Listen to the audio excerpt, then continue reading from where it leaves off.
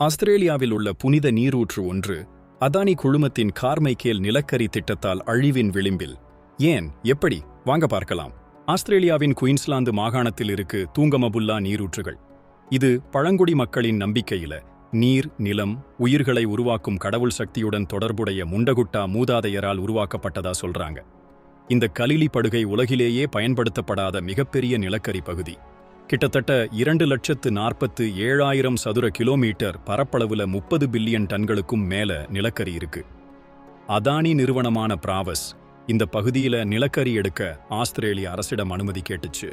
1993 ஆண்டின் பூர்வீக உரிமை சட்டப்படி பழங்குடி மக்களோட பேசின பிறகுதான் சுரங்கம் தொடங்கணும்.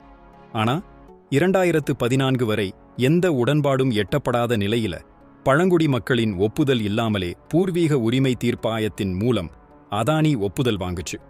சூழ்நிலை மேலும் மோசமடைந்து 2014 ஜூலையில் அப்போதைய ஆஸ்திரேலிய சுற்றுப்புற அமைச்சர் கிரெக் ஹண்ட் வேலைவாய்ப்பு மற்றும் நிலக்கரி ஏற்றுமதியை அதிகரிக்கும்னு சொல்லி பழங்குடிகளின் ஒப்புதல் இல்லாமலே கார்மைக்கேல் நிலக்கரி சுரங்கத்துக்கு அனுமதி கொடுத்தார்.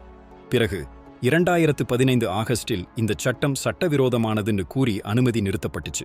ஆனா 2015 அக்டோபரில் சட்டம் திருத்தப்பட்டு மீண்டும் அனுமதி வழங்கப்பட்டது. இது தொடர்பாக வாங்கன் மற்றும் ஜகலிங்கோ பழங்குடி மக்களோட பேச்சுவார்த்தைகள் நடந்தாலும் சில குடும்பங்கள் மட்டுமே ஒப்பந்தத்துல கையெழுத்திட்டாங்க. இது பழங்குடி சமூகத்துல பிளவை ஏற்படுத்திச்சு. 2019 ஜூனில் சுரங்கப் பணிகள் தொடங்கி 2022 நிலக்கரி எடுக்கப்பட்டது.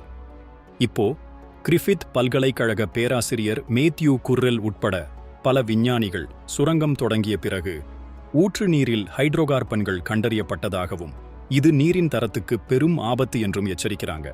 இந்த ஆய்வுகளை அதானி நிறுவனம் நிலக்கரிக்கு எதிரான பிரசாரகர்கள்னு சொல்லி மறுத்துச்சு. ஆனா ஆஸ்திரேலியாவின் தேசிய அறிவியல் முகமை CSIRO 2023 அதானியின் ஆய்வுகளை ஏற்றவை அல்லன்னு சொன்னதால சுரங்கத் திட்டம் தற்காலிகமா தடை செய்யப்பட்டது. இந்த தடையை எதிர்த்து அதானி நீதிமன்றத்துல வழக்கு தொடுத்திருக்கு.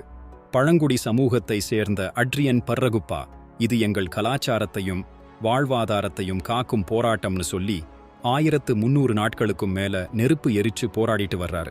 இந்திய பிரதமர் மோடி ஆஸ்திரேலியா போனபோது SBI இந்த திட்டத்துக்கு கடன் கொடுக்க முன்வந்தது சர்ச்சையானதும் குறிப்பிடத்தக்கது. இந்த புனித நீரூற்றை காப்பாத்த நாம என்ன செய்யணும்?